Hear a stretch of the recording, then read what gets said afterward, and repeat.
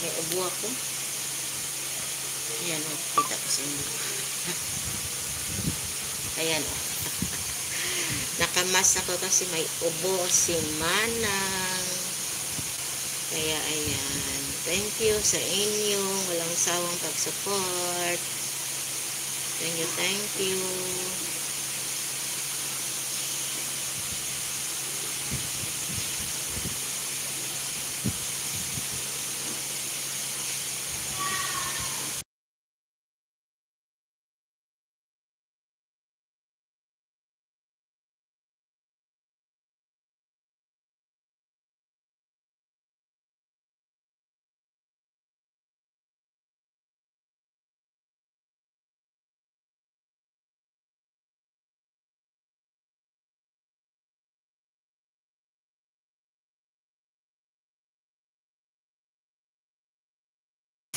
Ayan yung tinapay, mabango siya.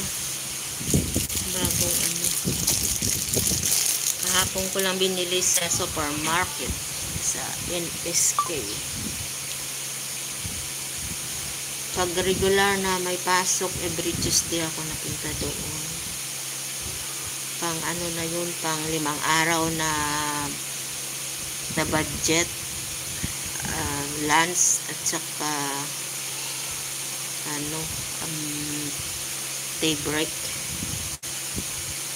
Hindi rin madali mag budget. Sakit rin sa ulo mag-isip ng, kasi hindi man pwede na linggo-linggo yung menu, linggo-linggo na lang ganun. Every 2 weeks ako nag-change. Nakatawa nga yung mga bata eh. Lagi lang yung nagtatanong kung ano daw ang pang merienda, tapos yung pagkain bukas. Sasakyan pa lang daw sila na pauwi. Ano na yan. Yun na yung iniisip na ano kaya niluto ni Kaka. Nakatuwa yung mga estudyante. Ano na, ito ay pang 8 taon na itong pang 8 taon ko na to na ginagawa yung nagluluto.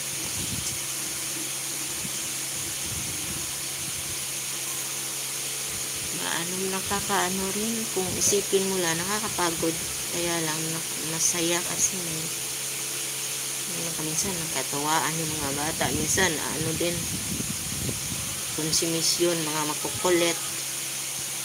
Minsan yung ibang bata mapili sa sa pagkain. Yun din naman pwede na yung sila sundin. Sige pa ano lang yung dinuluto. Yun ang kainin.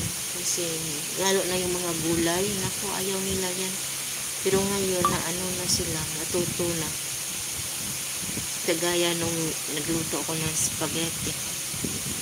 Gusto nila yun eh. Kasi nga binilagyan ko ng gulay. Yung mga gulay na nilagay ko doon minsan naglagay ako ng sayote at saka carrots, ni blender ko yun. Ha? Hotdog. Okay. Ang gano'n yung batang cute na tabatsing katatanong na.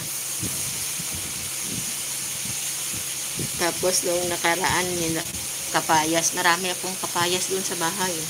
Nakain lang ng ibon.